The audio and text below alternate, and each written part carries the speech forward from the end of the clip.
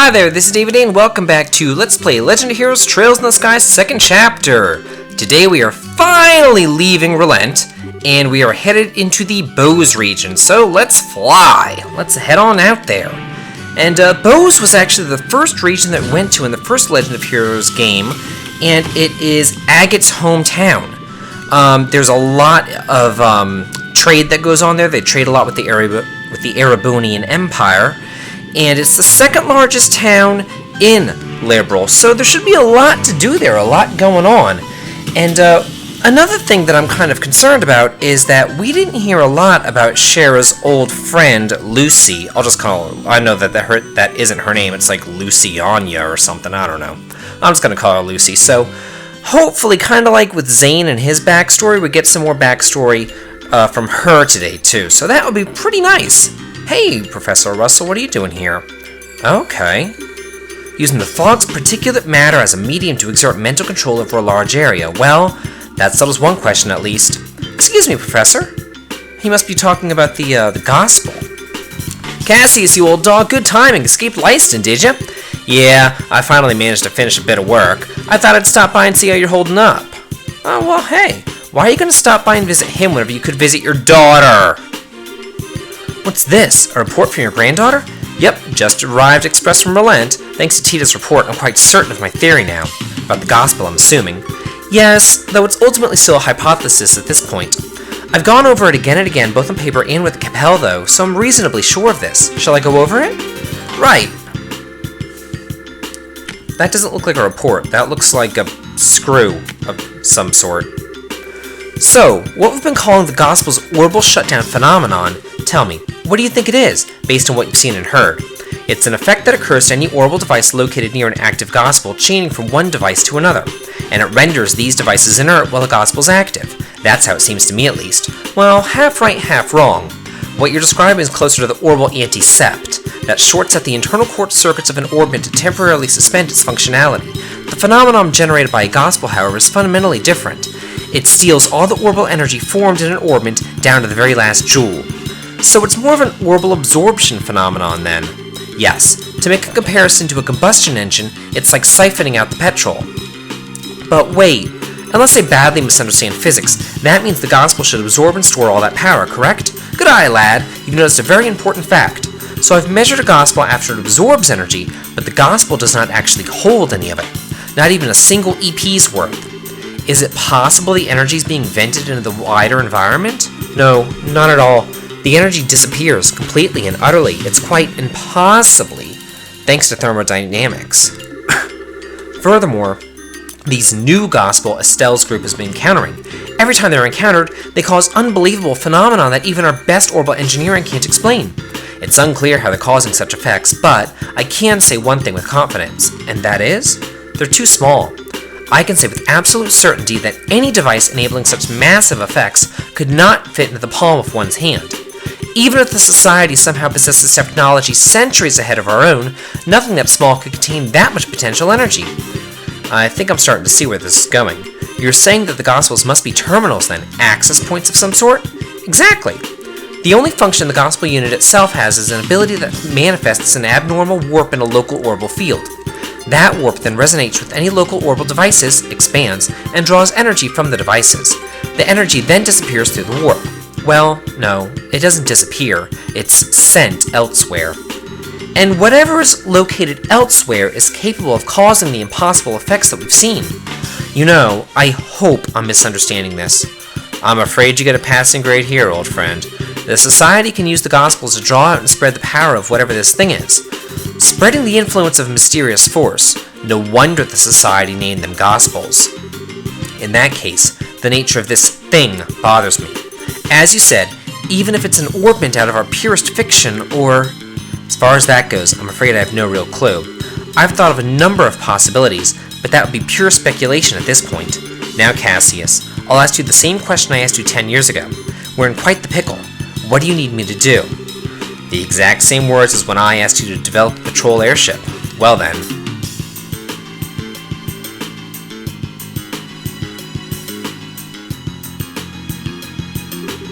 The key, I think, must lie in this warp the gospel creates. Russell, Can you develop some kind of plan or method of stopping the resonance, the spread? I thought you'd ask that. I'm just about done with my current invention anyway. I'll get to work as soon as I'm done with that. You know, if gospel really means good news, and these gospels in this game are spreading all this awfulness, wouldn't they be anti-gospels? That just doesn't make any sense to me, because a gospel's a good thing. It's good news.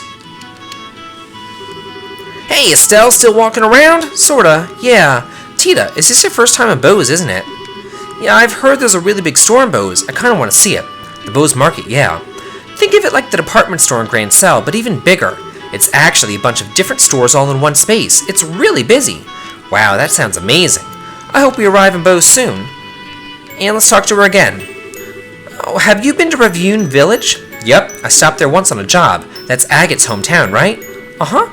He has a little sister named Mischa living there. Agate goes back pretty often, I think. At least once a year to say hello to her. Oh, right. Agate's little sister, huh? It must be hard for the poor girl having such an antisocial lump for a brother. Estelle, that's not nice. Agate can be blunt, but he's also really nice. Yeah, he's just kind of clumsy and easily embarrassed, to be honest. You know, I bet Mischa's really a good person. Whenever Agate talks about her, his eyes turn so gentle. Tita, what's wrong? No, nothing. My heart just felt weird for a bit. Ooh, somebody's a bit jealous of Mischa, I bet. Yeah, I think that Tita has a little crush on him. Ah, Estelle. At last we return to Bose, the land laden with memories of our first meeting. It makes my heart swell to return to a place of such sweet nostalgia. Shocking as it may be, I kinda have to agree with the heart-swelling memories bit, although, as I remember it, you were kinda rude back then. You said I wasn't attractive and made fun of me like a schoolboy. You misunderstand me, my fair Rose. I would only display such cute, bashful behavior in order to hide feelings of love unabated. Yeah, I bet that's it exactly. You sure didn't waste any time putting the moves on Schera, or as I remember, or Joshua.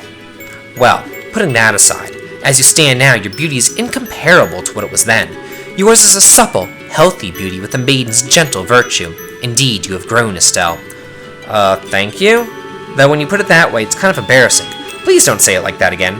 There's no shame to be had in virtue, Estelle. Still, you've only begun to climb the ladder of adulthood. Should you wish to ascend even higher, I should be more than happy to assist you. No, thank you. If I was ever in a position to ask anyone about that sort of thing, it'd be a million times better off asking Schera. Ah, pity! The things I could teach. Though, Schera would be the one to... I'll remind you that I have a very large stick. Oh yeah, Oliver. You were put to sleep there too. Did you dream like I did? I suppose I did. Is something wrong? Well, I was simply thinking that it was a shame. For you see, in my dreams, I was in the company of peerless, beautiful maidens, betwixt shapes verily blessed by adios. If you had not awoken me, Estelle, I could have done this and that, and perhaps fate has willfully stirred me at your arrival. Well, would you care to discover that which can only be conceived in dreams? Remember what I said about my stick? I can always put you to sleep with it. Forever. Oh no, I'm sorry. For the lover. Still, Oliver's eyes were so sad for a moment. What did he dream of? You needn't make such a face, my sweet. In truth, it was nothing special. Simply a memory of my boyhood. Dear Mueller showed up in it, for example. Then, why the heck couldn't you just mention that from the start, you perv? Ah, anger unbecomes you, Lady Estelle. Speaking of Bose, I remember that lovely mayor and her handmaiden with the cool gaze. I thrill at the thought of meeting them again. Yeah, well, we'll get to see them. Don't worry not. Hey, Estelle. Hey, so this is where you went. Wait, did you want to be alone for a bit? That's unlike you, Estelle. Why so reserved? You want to talk about Luciola, right? Yeah. She says that we met a long time ago, but I don't really remember her at all. I was wondering what she's like, and if you could jog my memory. Well, where to begin? We have to begin with her stage name, I suppose. Luciola the Bewitching Belle. She could show her audience illusions by dancing while using bells and fans, thus bewitching them, you see. Hers was the centerpiece performance of her little circus troupe, the one that really brought the audiences in. So does she use an orbment to make the illusions? No, she uses something that she always called illusion magic, which is apparently some kind of very old, non-orbal art. Luciola was a family with a tradition of working that art. People who fall in with a traveling circus like ours tend to be one of two kinds. People who had cause to abandon their previous home and families, or people who had never had such things to begin with. Luciola was one of the former, and I was the latter. I was about 7 years old when Mr. Harvey and his band took me in. Back then, I was little more than a street urchin living in the slums of a city. Pickpocketing, petty theft, and there was little that I wouldn't do to try to survive. The ones who reached out a hand to me were the troop's leader, Mr. Harvey, and Luciola. They taught me, the little girl who couldn't trust anyone, the warmth of a family. And they taught me all sorts of skills that would let me earn a place for myself in the troop. Dancing, beast handling, tarot reading. Luciola taught me all of it. But then, 8 years ago, Mr. Harvey died in an accident, and without his leadership, we all just drifted apart. We went our own ways. I'd been planning on staying with Luciola, but soon after Mr. Harvey died, she simply told me there's something that I must do, and she vanished. Hopeless and lost for the first time in years, I turned to the one remaining man in the world whom I still trusted. As you might suspect, that was Cassius, who'd already begun working as a bracer. You know the rest that I imagine. So that's what happened. I had no idea you'd gone through something like that. The reason that I aimed to become a bracer at first was to improve myself. I wanted to be able to live and prosper on my own. Show Luciola just how far I'd come when she returned. But, well, it's been 8 years. Perhaps that was enough time to re-examine my reasons. Don't make that face. Like Zane said, I don't intend to simply fight her without saying a word. I want to hear Luciola's story from her before doing anything. I want to know what possible reason she could have to make her associate with the society. That sounds good. I've got your back, Schera. I'll do anything I can to help. I know I can always count on you. Still, you've grown quite a bit, haven't you, Estelle? Well, that's kinda sudden. I always thought of you as being exactly what I expect of Cassius's daughter. I don't think that's quite right or fair anymore, though. What do you mean? Your strength isn't quite the same as Cassius's. He has a heart as deep as the ocean and strength like the relentless wave. But you, Estelle? Your strength is like the sun. You shine, and you make others shine just by being near them. My Estelle, you shine like the sun. That was from a letter from Joshua. I think that's why people are attracted to you so easily. It's what I like the most about you, and I know Joshua felt the same way. I don't think you need to feel any pressure to live up to Cassius is my point. You really are my big sister, Schera. You always know how to encourage me. Thanks. You're very welcome. Not saying you should return the favor, mind, but you really should drink with me sometime. Now that you're a full bracer, you better learn to handle your liquor.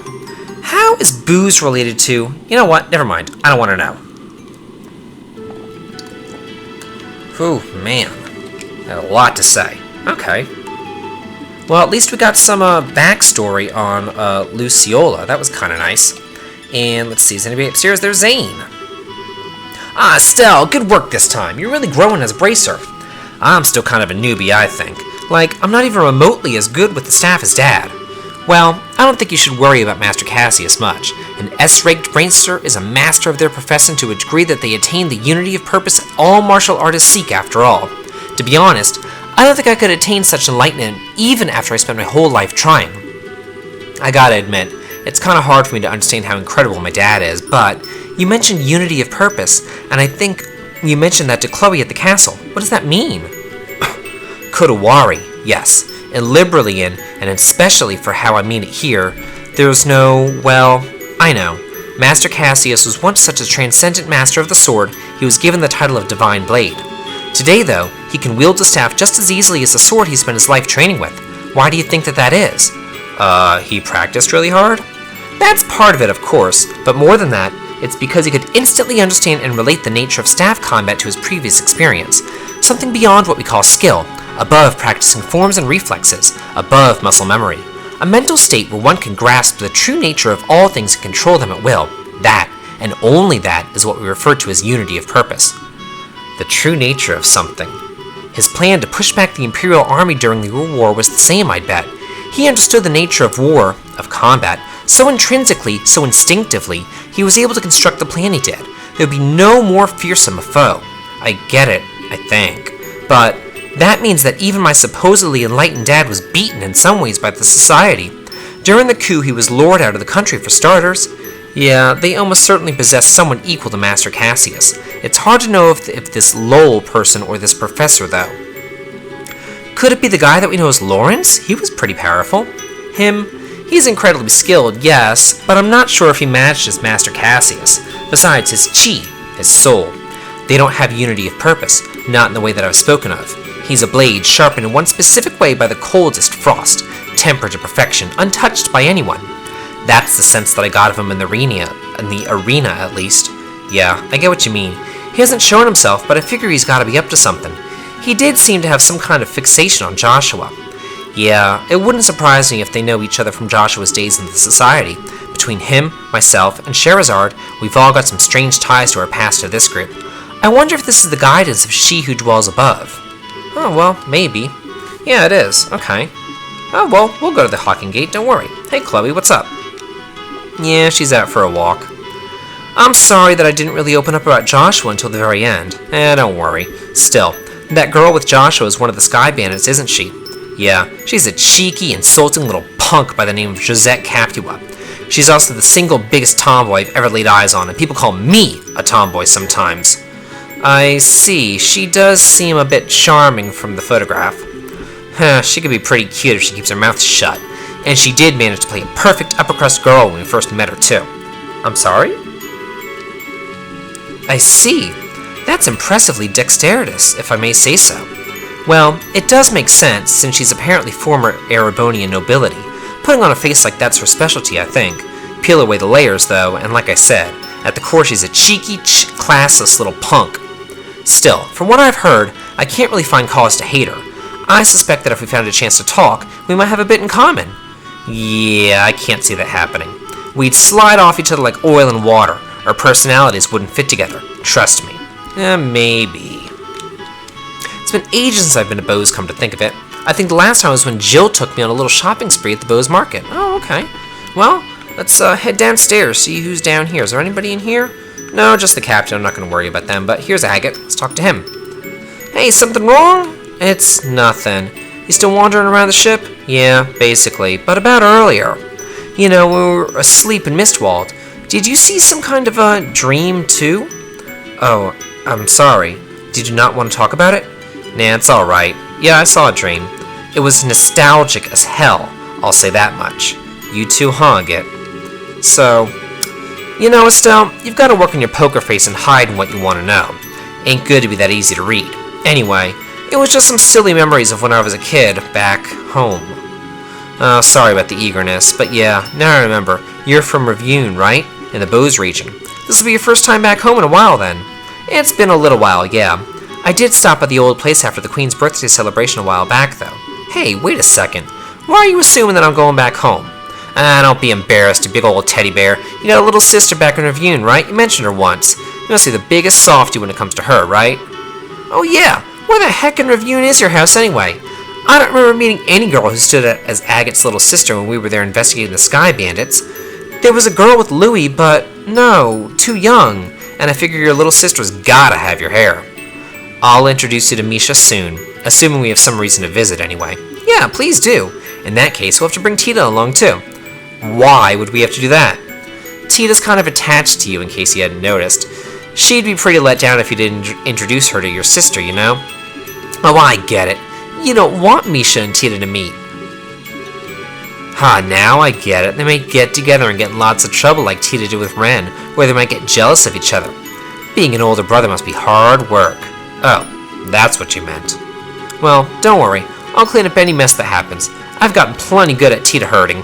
So you just go ahead and introduce those two crazy kids, and I'll make sure nothing blows up. Well, thanks. I'll be counting on you for that. Let's see if there's anything else to say. I'm only heading back to Revune once we settle with the job, so don't think you're gonna drag me out there or something. Oh, you jerk face. Okay, well, that's it. Awesome. Got to talk to everybody. We've got some background on Luciola. We've got some background on Agate as well. He has a little sister. We'll have to bring Tita to that town, though. I want to make sure to get any kind of special dialogue between those two. It'd be nice to see. You know, as much as like the game's attention to detail, it's little things like this that kind of bug me, where it's like, do I really need to see every little last person get off this airship? Like, it's pretty ridiculous. Everyone, hello! Good work out there in Relent. The Silver Streak, the Heavy Blade, the Immovable, and our Rising Star Rookie all together. Brings a tear to my eye, it does. Rising Star Rookie? Yeah, you, of course. You're a little walking miracle who's managed to stop the society in 4 different regions. That's been the gossip anyway. You've got to be kidding. Saying that I stopped anything is overstating it more than a little. They just ran off once their experiments were done. You did handle yourself well in Roland case, Estelle. Don't sell yourself too short. I think you could be a little bit proud. Yeah, but that was just a bunch of coincidences coming together. And no need to get so embarrassed. You just need to live up to your reputation is all. Well, thanks, Zane. You make it sound like a cakewalk. Anyway, all that aside, what's the situation like here in Bose? There's been no sign of the society whatsoever. No surprise, I suppose. Since the Sky Bandits were caught, the Army's been patrolling the region pretty heavily. One thing sticks out, though. There have been a few too many dangerous monsters prowling around here these days. Really? Yeah, I noticed that the last time I was here. Bose seems to have unusually more wanted monsters than any other regions. Why is that? Most of it comes down to Bose being huge and filled with rough terrain. It makes it common to see monsters come down from the less inhabited areas. The thing is, though, we've had 10 cases just since the beginning of the month. 10? That is a lot. I'm guessing that's kept Sting and the rest of his crew busy. Yeah, and Kurt's team stopped by the other day to slay several of them. Be in your debt if you could take care of a few of them for us as well. That strikes me as a good course of action. It's possible that the society's involved with this. Yeah, and they could hurt someone if we just leave them alone, so we should get out there and take them down. Agate, what's wrong? Yeah, what's up? You're really quiet. Nah, it's nothing. Anyway, let's get out there and bring back some monster heads. Hey, pardon me. Mayor Maybell and Lila. Ah, good day. Estelle, it's so good to see you again. I'm glad to see that you're well. Whoa, it's seriously been forever. I think we last met at the Queen's birthday celebrations, right? Yeah, it feels as though it's been ages. I've been hearing all about your exploits in the news, though, Estelle. That goes for everyone else as well. I'm glad to see that you're all safe. Especially you, Chloe. Are you on school break already? I ended up taking a little time off. It's good to see you again, Maybell. Oh, you two seem pretty familiar. Well, Maybell used to be a student at the academy. We met before she graduated. And I'm certainly glad that we met too. Oh, I see. Agate Krosner. It's been some time, sir. Suppose so. Hang on, Agate, Maybell, you know each other? Oh yes, I've relied on Mr. Krosner a number of times for his various jobs only he could do. And 10 years ago... I forgot myself. Pardon me. Regardless, I simply wish to stop by today and welcome you back. From the sound of things, you're pursuing an international criminal syndicate which threatens the safety of the entire country? An international criminal syndicate. Sometimes they feel more like a society of supervillains, but that's one way to think of them, yeah. So far as the city of Bose is concerned, the threat these criminals pose is not someone else's problem, it's everyone's. If I can do anything to assist you in your investigation, anything at all, you only need to ask. Thanks, Maybell. If we need help, we'll definitely ask. We'll be expecting a lot from you, Mayor. Excellent. Now I'm afraid I must excuse myself here. Should anything come up, please come visit me at my residence. Well, nice to see them again. Come on, Agate. Couldn't you have been a little bit more civil? It's who I am. We ain't running a butler service here. Give me a break. Agate can be kind of arrogant to people sometimes. He's usually polite towards clients, though. But you were kind of short with Maybell. You were imagining things. More to the point, I remember talking about bringing back some monster heads. Lugren, give us the breakdown. Right, we have 3 cases outstanding. There's the Blade Fang stalking around in Crone Pass. Okay. The Ghost Epitaph in the Nebel Valley. And an Octobone raising hell at the Ambarrel Tower. Okay, well, we can do that. Sounds good to me.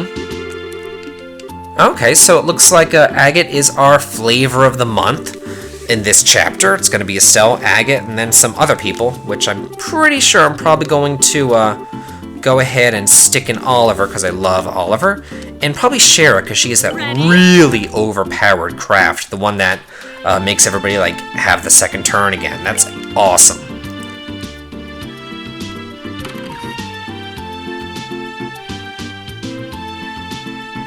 You really can't go wrong with this party. I know I've used it a lot, but it really is such a good party, and everybody else is so boring too. At least they have good dialogue, and they're good characters. So, if we're going all over the region to find these wanted monsters, since we're out, why don't we stop at Revenue Village? I'm pretty sure I made this clear on the flight over. We'll visit Ravune after we're done with work here on boats. You unfeeling clod. Agate has the right of it, I think. Or would you want to go and leave our Tita behind? Oh, right, gotta bring Tita. Do you have to agree to just because of that? Yeah. Well, let's go back and check the guild and see if there's any more quests that we can do. Imperial Request, the Missing Lady, and the Rarest Flavor. Okay. Well, we're going to explore bows next time on Let's Play Legend of Heroes Trail from the Sky 2nd Chapter. This has been David. If you like this, please like, comment, and subscribe. Have a good day.